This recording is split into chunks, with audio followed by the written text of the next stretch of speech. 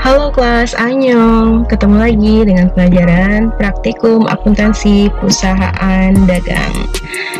Pada hari ini, Ibu akan menjelaskan tentang jurnal khusus, ya. Sebelumnya Ibu sudah jelaskan tentang dokumen-dokumen transaksi. Sekarang kita akan mempelajari tentang jurnal khusus. Nantinya kalian akan menginput bukti-bukti transaksi yang sudah kita bahas pada pertemuan sebelumnya ke dalam jurnal khusus, begitu. Oke, pada pembelajaran hari ini KD yang harus kita tuntaskan yaitu menerapkan pencatatan transaksi ke dalam jurnal khusus pada perusahaan dagang. Kemudian melakukan pencatatan transaksi ke dalam buku jurnal khusus pada perusahaan dagang. Ya, jadi diharapkan dengan pemaparan Ibu untuk beberapa waktu ke depan, kalian bisa memahami bagaimana cara untuk menginput dokumen transaksi ke dalam jurnal khusus perusahaan dagang. Baik, kita kenalan dulu dengan jurnal khusus, ya. Jurnal khusus itu adalah jurnal yang hanya untuk mencatat satu jenis transaksi saja, atau buku jurnal yang digunakan untuk mencatat transaksi-transaksi sejenis yang bersifat rutin. Nah, jadi jurnal khusus tidak seperti jurnal umum. Kalau jurnal umum itu di mana setiap terjadi transaksi maka dicatatlah seluruhnya di jurnal umum. Apakah itu kita membayar, membeli, kemudian kita punya hutang, ya, pembelian kredit, penjualan kredit. Nah, itu semua dimasukkan ke dalam jurnal umum. Tidak ada perbedaan transaksi begitu. Tapi kalau jurnal khusus, transaksinya tidak boleh semuanya kita masukkan dalam satu jurnal begitu. Harus ada perbedaan. Jika transaksinya A, maka bolehnya masuk ke jurnal A. Transaksinya B, boleh masuk ke jurnal B. Transaksi C boleh masuk ke jurnal C gitu. Jadi tidak boleh dimasukkan sembarangan. Oke. Pencatatan dengan menggunakan jurnal khusus ini memberikan beberapa keuntungan. Di antaranya adalah memungkinkan pembagian pekerjaan, memudahkan posting ke buku besar, dan memungkinkan pengendalian internal lebih baik. Kemudian, pencatatan transaksi disesuaikan dengan jenis transaksi yang terjadi. Nah, itu tadi, ya. Pencatatan transaksi disesuaikan dengan jenis transaksi yang terjadi. Jadi, transaksinya harus disesuaikan. Oleh karena itu, bentuk dari jurnal khusus merupakan pengembangan dari jurnal umum di mana kolom-kolomnya banyak. Kalau jurnal umum hanya tanggal keterangan ref debit kredit, kalau jurnal khusus kolomnya spesial, ya. Jadi ada kolom-kolom tertentu yang memang kita buat untuk satu akun begitu. Akun kas ada kolomnya sendiri, piutang ada kolomnya sendiri begitu. Tidak seperti jurnal umum. Oke, lanjut. Jenis-jenis jurnal khusus. Nah, jurnal khusus yang akan kita pelajari hari ini adalah jurnal pengeluaran kas atau cash payment journal atau cash disbursement journal. Kemudian jurnal penerimaan kas yaitu cash receipt journal. Kemudian ada jurnal pembelian, purchase journal. Kemudian jurnal penjualan, sales journal, seperti itu. Kemudian jika ada transaksi yang tidak bisa kita masukkan ke dalam keempat jurnal ini, maka kita akan menggunakan jurnal umum atau general journal, seperti itu. Kita lihat lagi transaksi yang boleh kita masukkan ke dalam jurnal khusus, ya. Jurnal penerimaan kas ini hanya untuk mencatat semua transaksi yang meliputi penerimaan kas. Contohnya adalah penjualan tunai, penerimaan bunga, investasi, penjualan tunai aktiva, penerimaan pembayaran pelunasan piutang. Nah, semua ketika kita menerima uang, ya, ketika kita ada transaksi keuangan di mana kita menerima uang, maka kita harus masukkan ke dalam jurnal penerimaan kas, seperti itu. Kemudian jurnal pengeluaran kas. Jurnal pengeluaran kas ini untuk mencatat semua transaksi yang mengurangi kas atau tempat transaksi menggunakan kas. Jadi kalau kita mengeluarkan uang, kita mengeluarkan uang untuk apa? Misal bayar utang bank, hutang dagang, kita membeli peralatan secara tunai. Nah, itu kan berarti kita mengeluarkan uang kan. Nah, itu semuanya harus dicatat di jurnal pengeluaran kas. Ketika terjadi kas keluar, maka catatnya di sini. Nah, kemudian jurnal pembelian, purchase journal. Ini spesial, hanya boleh masuk di sini ketika terjadi pembelian secara kredit saja. Jika kita membeli barang secara kredit, membeli peralatan secara kredit, maka kita tambah akun baru di purchase journal ini. Begitu ya. Semua yang kita beli secara kredit dicatat di sini. Pembelian, terutama pembelian barang dagangan secara kredit. Begitu juga dengan jurnal penjualan. Nah, jurnal penjualan berarti hanya untuk mencatat penjualan secara kredit. Nah, penjualan tunai dicatatnya di mana? Di sini, karena kita kan kalau penjualan tunai nerima uang, berarti di sini catatnya. Tapi kalau penjualan kredit, catatnya di sini, ya. Seperti itu, nih spesial. Kemudian jika ada transaksi yang tidak dapat dimasukkan ke dalam 4 jurnal ini, maka kita catatnya nanti di jurnal umum. Seperti itu. Nah, jadi ini punya kamar masing-masing ya. Kalian harus hafal dengan fungsi dari jurnal-jurnal ini. Oke. Nah, manfaat jurnal khusus sebelumnya tadi sudah Ibu paparkan di uraian materi, yaitu memungkinkan pembagian pekerjaan gitu ya. Pembagian pekerjaan bisa dilakukan dengan baik karena terdapat beberapa jurnal sesuai dengan jenis transaksinya. Nah, jadi bisa satu jurnal bisa dikelola oleh satu orang begitu, atau satu orang mengelola 2 jurnal begitu. Jadi ada pembagian pekerjaan biar mereka lebih profesional di bidang itu begitu. Kemudian memudahkan posting ke buku besar. Nah, ketika selesai membuat jurnal khusus itu, nanti akan ada rekapitulasi. Nah, rekapitulasi itulah yang akan kita posting ke buku besar. Jadi postingnya tidak satu-satu, tapi langsung praktis ya, langsung secara keseluruhan untuk diposting ke buku besar. Kemudian memungkinkan pengendalian internal yang lebih baik. Nah, pengendalian internal akan lebih baik jika hanya satu petugas atau yang menangani 1 atau 2 jurnal khusus gitu ya, dibanding dengan satu orang menangani semua jurnal. Nah, karena jurnal khusus tadi ada 5, nah lebih baik harus ada beberapa orang yang memang diberikan sesuai dengan bidangnya supaya lebih ahli, sehingga jurnalnya menjadi lebih baik lagi begitu ya. Kemudian nah, kita akan langsung masuk ke dalam materi bagaimana cara menginput jurnal khusus.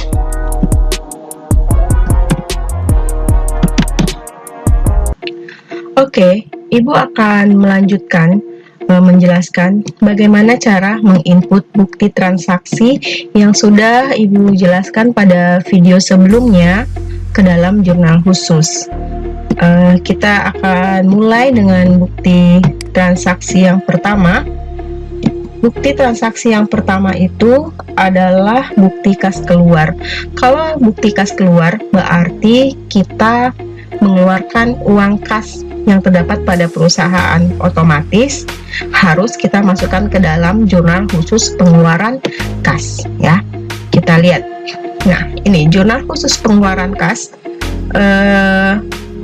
Bentuknya seperti ini, namun tidak mutlak harus sama seperti ini, karena akun-akun yang terdapat pada kolom-kolom jurnal khusus ini dapat berubah disesuaikan dengan transaksi yang sering muncul pada perusahaan. Nah, cuma pada dasarnya karena ini merupakan jurnal pengeluaran kas, tentu saja kas harus diletakkan di sebelah kredit begitu ya. Jadi meskipun nanti akun-akunnya berubah, yang namanya kasnya pasti akan berada di posisi kredit.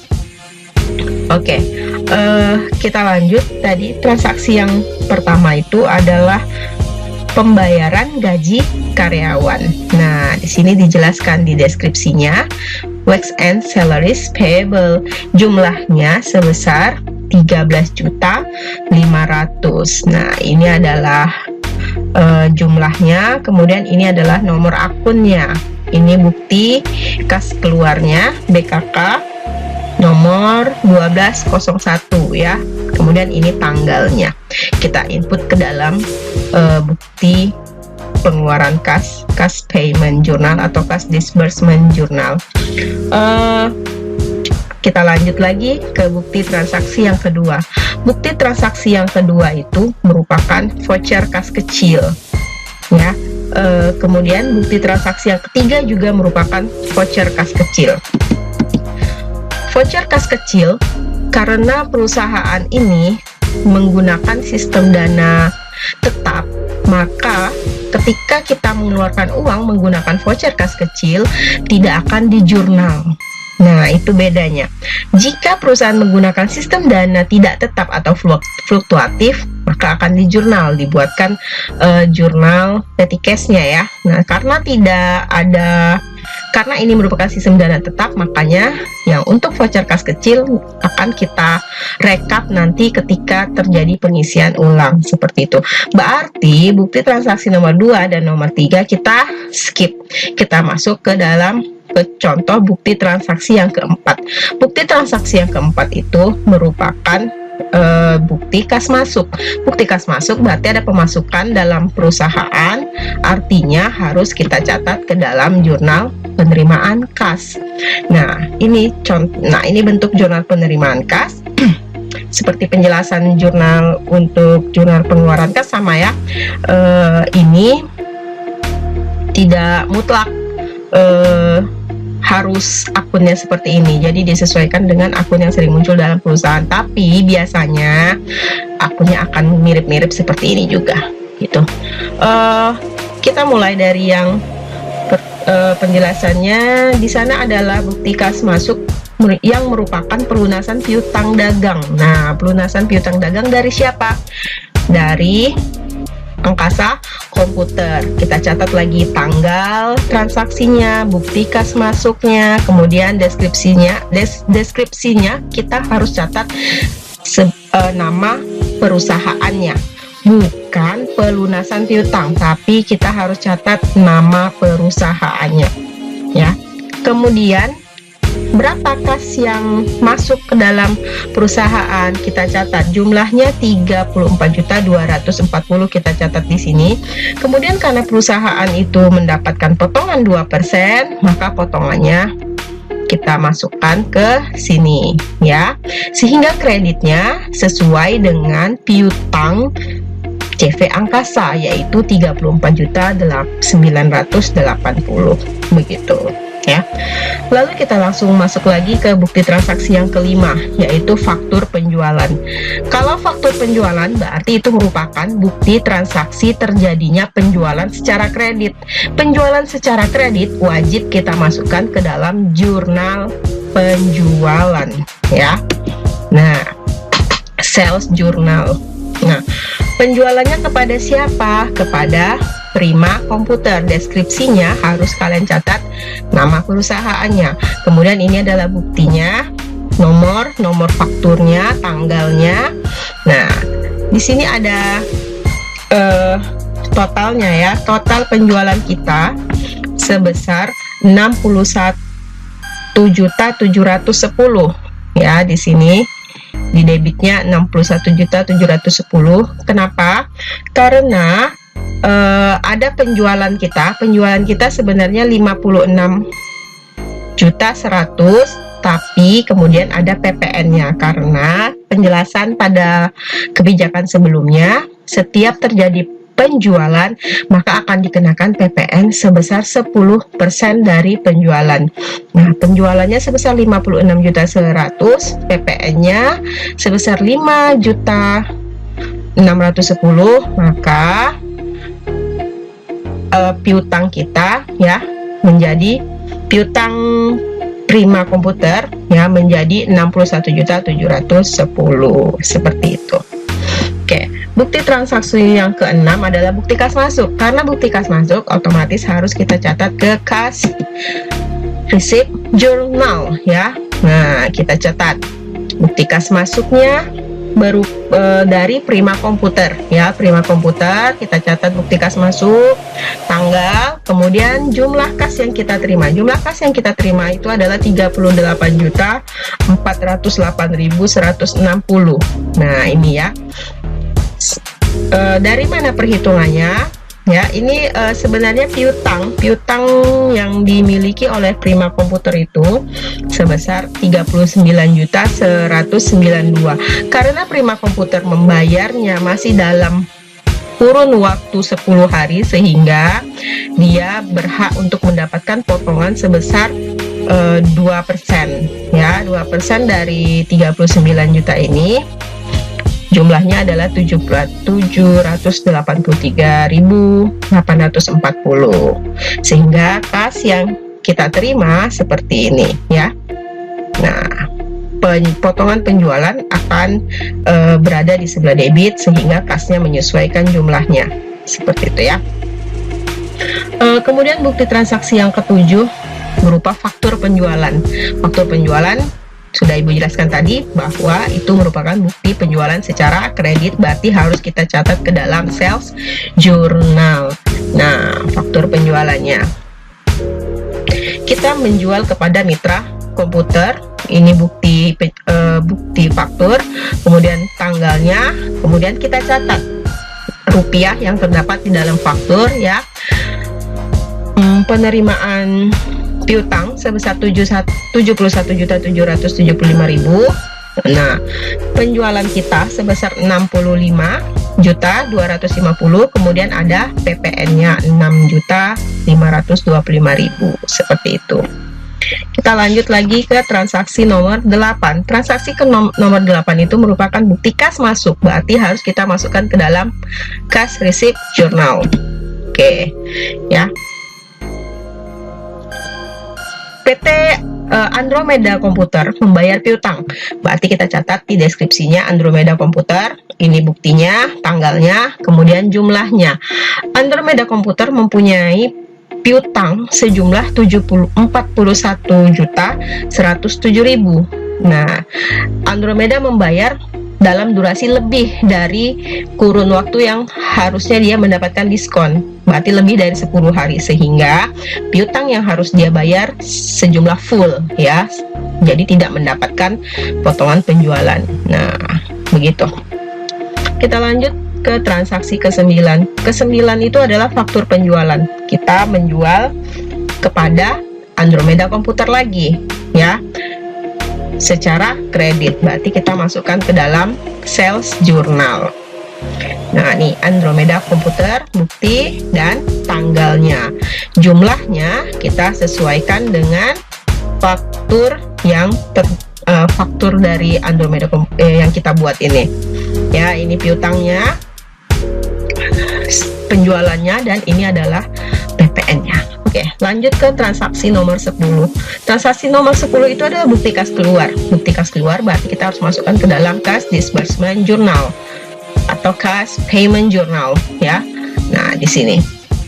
Kenapa kita mengeluarkan kas? Kita mengeluarkan kas karena untuk membayar PPN ya. Nih. Income tax payable. Kemudian VAT payable. Nah, ini adalah pengeluaran yang kita keluarkan yang terjadi pada transaksi tanggal 10 Desember dan bukti kasnya di sini kita catat.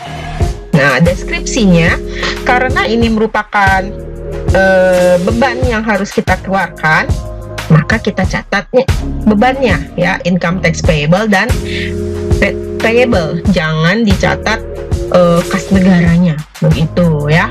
Oke, ini nomor akunnya, jumlah masing-masing akun harus dipisahkan seperti itu. Kemudian uang yang kita keluarkan. Oke, itu ya. Selanjutnya adalah bukti faktur penjualan, berarti merupakan penjualan secara kredit. Penjualannya kita lakukan atau kita menjual kepada Bineka ya, Bineka Komputer. Nah, kita catat buktinya, kemudian tanggalnya, kita catat lagi rupiahnya seperti itu. Oke, kemudian transaksi tanggal 12. Tanggal 12 itu adalah voucher kas kecil. Nah, seperti penjelasan sebelumnya, voucher kas kecil itu karena perusahaan menggunakan sistem dana tetap, maka voucher kas kecilnya kita skip, tidak kita catat. Oke, bukti transaksi yang ke-13 adalah bukti kas keluar. Berarti harus kita masukkan ke dalam cash payment journal atau disbursement journal. Oke, bukti kas keluarnya kita mengeluarkan uang untuk apa? Ternyata kita melunasi utang. Kita melunasi utang kepada PT Lonivo. Nah, ini. Ya, ini kita catat nama PT-nya karena kita punya utang kepada PT Lonivo. Kita catat.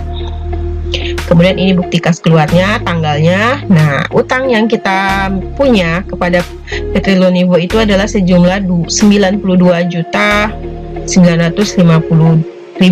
Nah, kita tidak mendapatkan potongan, pembelian karena kita membayarnya sudah lebih dari kurun waktu diskon. Jadi kita membayar full hutang kita, begitu ya. Oke, lanjut bukti transaksi bukti transaksi ke-14. Bukti transaksi ke-14 itu merupakan faktur pembelian. Nah, faktur pembelian berarti merupakan pembelian secara kredit. Pembelian secara kredit harus kita masukkan ke dalam jurnal pembelian. Nah, ini ya, ini pembelian kita yang pertama.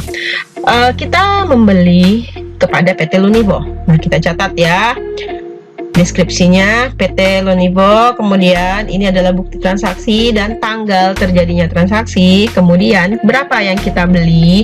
Total pembelian kita adalah 104.100.000.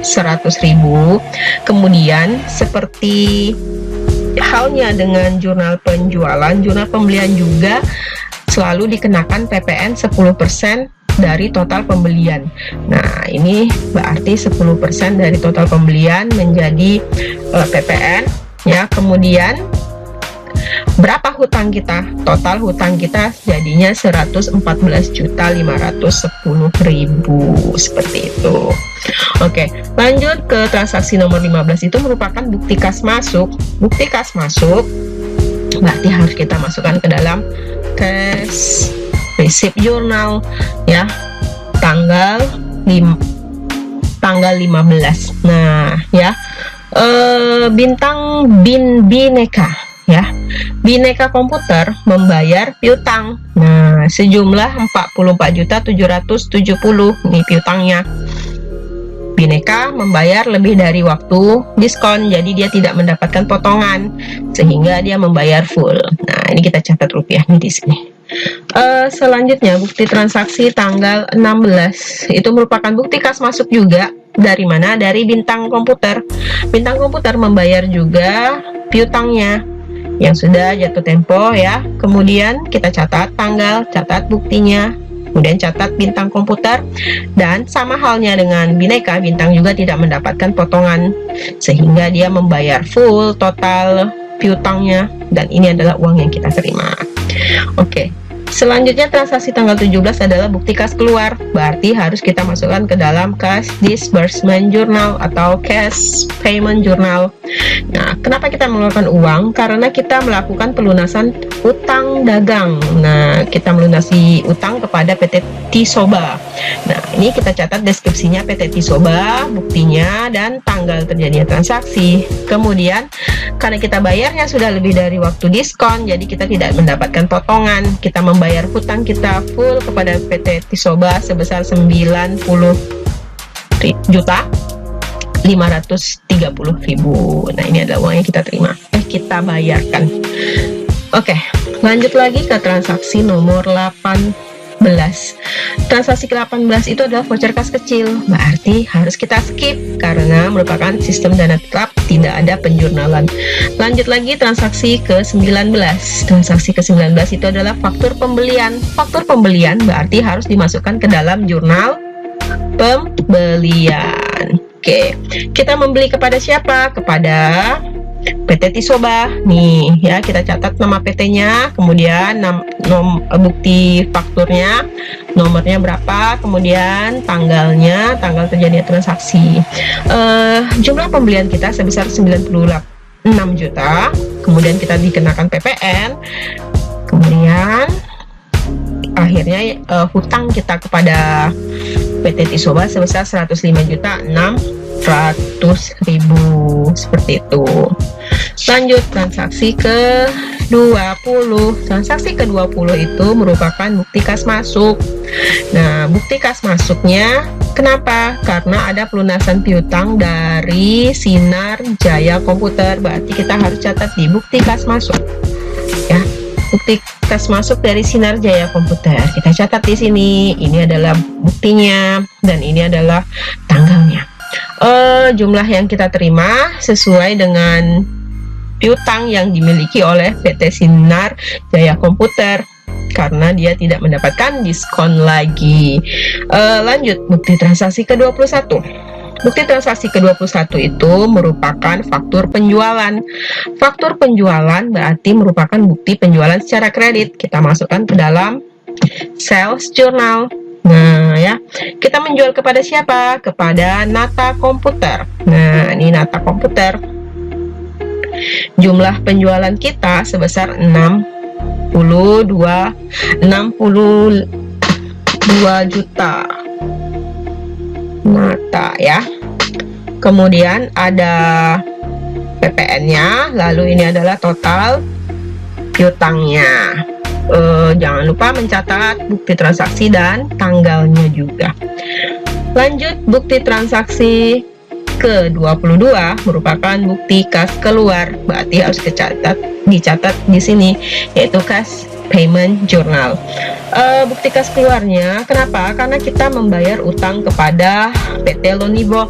Nah, membayar utang. Nah, di sini ya. Nah, ini jumlah hutang yang kita bayar sebesar 94.160. Kita tidak mendapatkan diskon lagi, sudah melewati batas waktu diskon. Jadi ini jumlah uang yang kita bayarkan.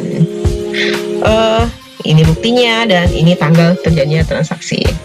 Bukti transaksi yang ke-23 merupakan bukti kas masuk, berarti harus dicatat ke dalam kas receipt journal.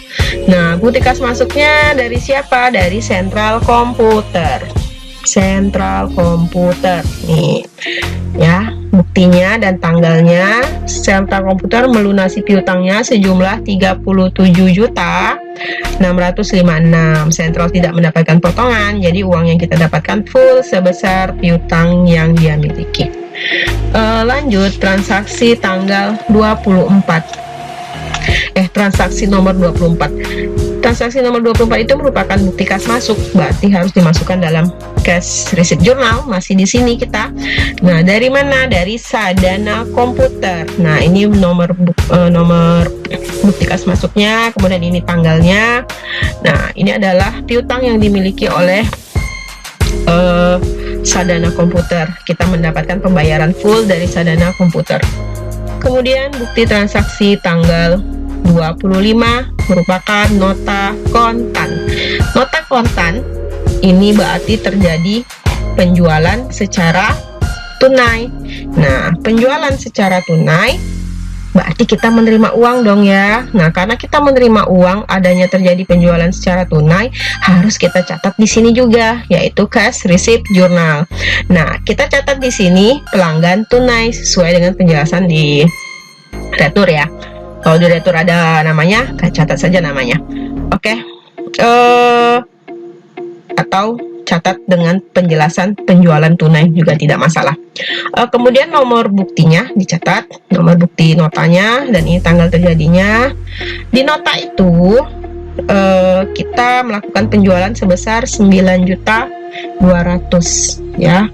Kemudian ada PPN-nya, karena penjualan tunai maka kan setiap penjualan terdapat PPN 10%. Nah, PPN-nya kita catat di sebelah sini ya.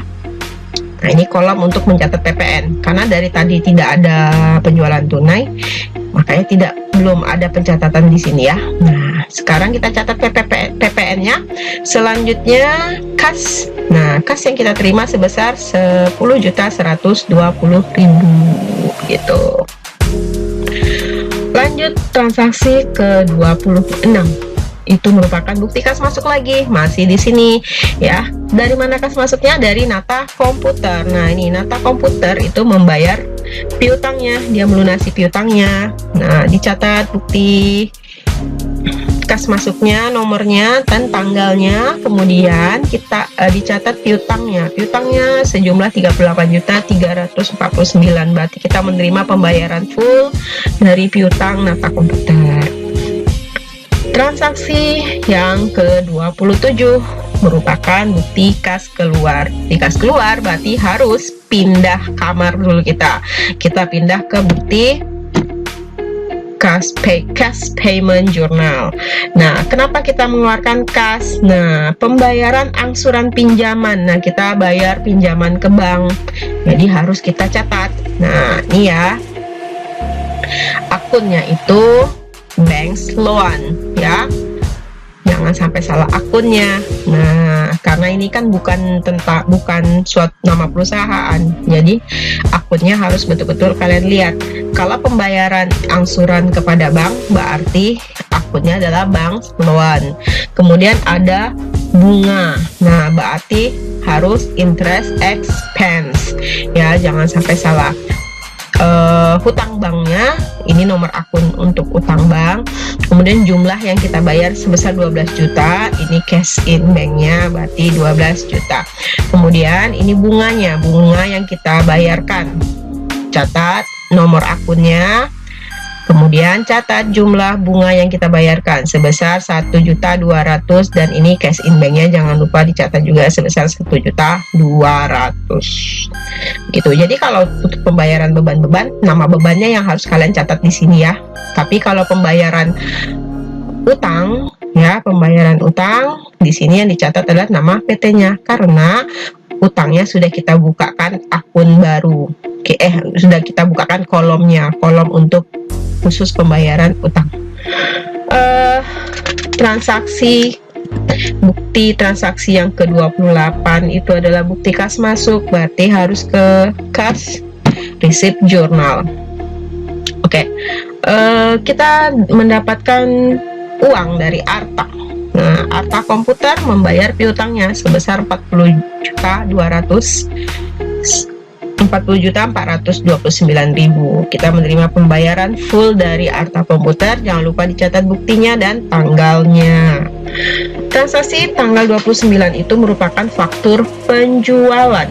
Nah, faktur penjualan berarti kita masukkan ke sales journal ya. Kita menjual kepada siapa? Sinar Jaya Komputer. Nah, ini ya, Sinar Jaya Komputer. Kita menjual kepada Sinar Jaya Komputer, dicatat buktinya dan nomornya. Berapa jumlah penjualan kita? Jumlah penjualan kita sebesar 97.200.000. Kemudian ada PPN 10% sebesar 9.720.000. Maka piutang Sinar Jaya Komputer sejumlah 106.920. Oke. Transaksi ke-30 merupakan bukti kas keluar. Kita balik ke kas keluar.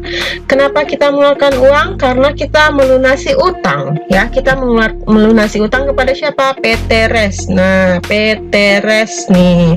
Kita catat nama PT-nya karena yang kita lunasi adalah hutang. Nah, ini kita catat total utang kita yang udah kita bayarkan. Kemudian uang yang kita keluarkan seperti itu. Transaksi ke-31 itu adalah nota kredit.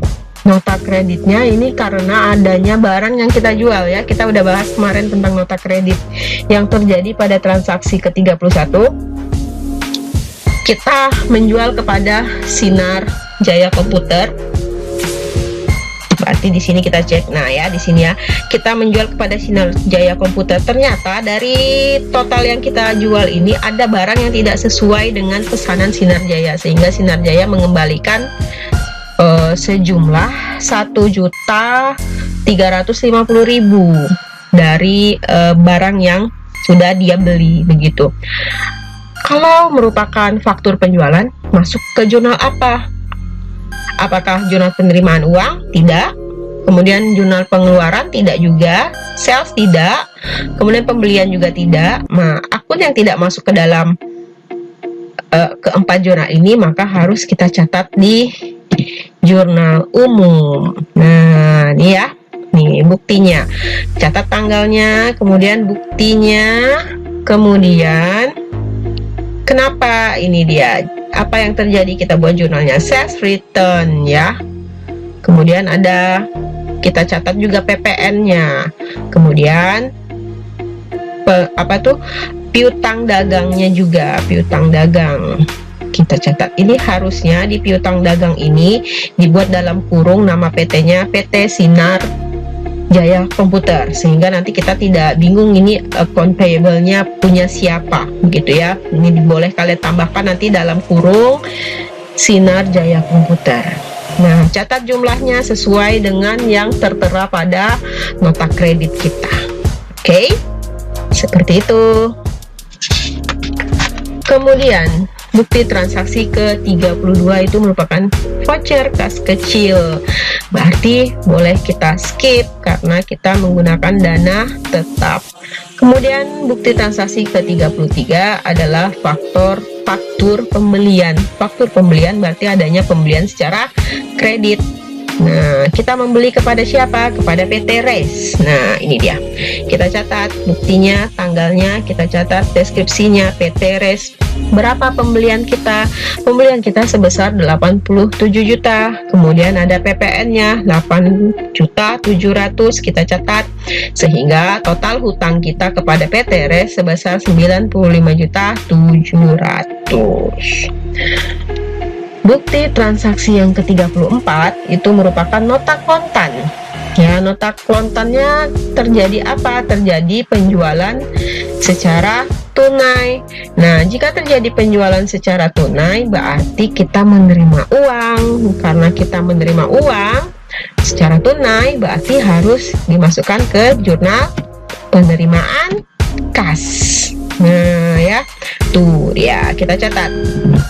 Catat bukti, catat tanggalnya, kemudian penjelasannya pelanggan tunai atau penjualan tunai tidak masalah. Kemudian kita catat penjualannya. Penjualan tunainya sebesar 4.950.000. Setiap ada penjualan harus ada perhitungan PPN 10%, maka kita catat juga PPN-nya di sini sebesar 10%. Lalu kas yang kita terima sebesar 5.445.000. Dari mana ini? Ini ditambah dengan ini. Oke. Bukti transaksi ke-35 itu merupakan bukti kas keluar. Bukti kas keluarnya, kenapa kita mengeluarkan uang? Ternyata karena ini merupakan bukti transaksi yang terakhir, kita melakukan pengisian kembali dana kas kecil. Nah, ini ya, di sistem dana tetap ini harus dilakukan pengisian kembali di akhir periode. Nah, jadi kalau namanya pengisian kembali kas kecil, uang untuk mengisi kas kecil itu dari mana? Dari uang kita yang terdapat di rekening bank. Berarti kan uang yang di rekening bank berkurang, masuk ke dalam uang pada kas kecil, begitu ya. Jadi kita masukkan ke dalam jurnal pengeluaran kas. Nah ini adalah transaksi yang terjadi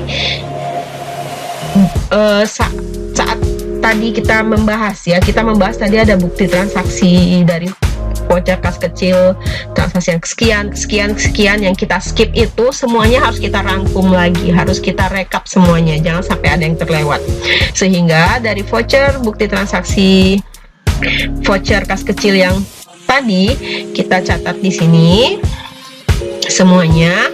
Nah, total pengeluaran kas kecil itu keseluruhannya adalah sebesar 3.700.000, maka harus dicatat pengisian kembalinya sejumlah 3.700.000. Nah ya, ini nih bukti kas kecil. Ibu lihatkan dulu vouchernya yang transaksi yang kedua ya. Nih, accrued expense ya, karena dicatat sebagai pengeluarannya ya. Pengeluaran untuk bayar air, bayar telkom, nih dicatat sebagai accrued expense. Kemudian kita ada membeli supplies, perlengkapan melalui kas kecil, kita catat supplies. Nah ya, kemudian ada membeli perlengkapan lagi, kita catat lagi supplies gitu.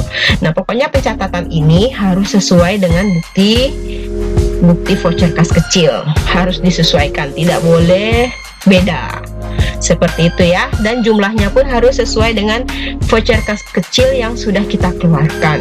Nah pada transaksi ini voucher kas kecil yang terjadi jumlahnya sebesar 3.700.000 seperti itu.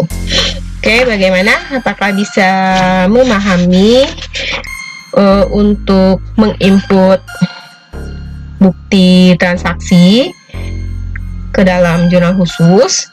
Yang penting harus kalian ingat lagi, kalau jurnal penerimaan kas itu dicatat, kita catat di situ ketika adanya penerimaan uang. Jurnal pengeluaran kas itu kita catat di situ jika memang kita mengeluarkan uang, begitu ya. Semuanya ketika kita yang namanya kita mengeluarkan uang ya dicatat di jurnal pengeluaran kas. Kemudian jurnal penjualan dan pembelian itu khusus untuk penjualan, berarti jurnal penjualan secara kredit, pembelian berarti pembelian secara kredit. Jika ada akun yang kayak tadi ya, retur penjualan, retur pembelian, yang tidak bisa kita masukkan ke dalam 4 jurnal itu, maka kita catat ke dalam jurnal umum seperti itu. Oke? Ya, Ibu harapkan kalian paham dengan pemaparan Ibu hari ini. Silahkan kalian ulang-ulang lagi videonya kalau memang ada yang kurang paham. Jika ada yang ingin ditanyakan, boleh tinggalkan di kolom komentar. Baik, terima kasih karena sudah mengikuti pelajaran hari ini. Bye-bye.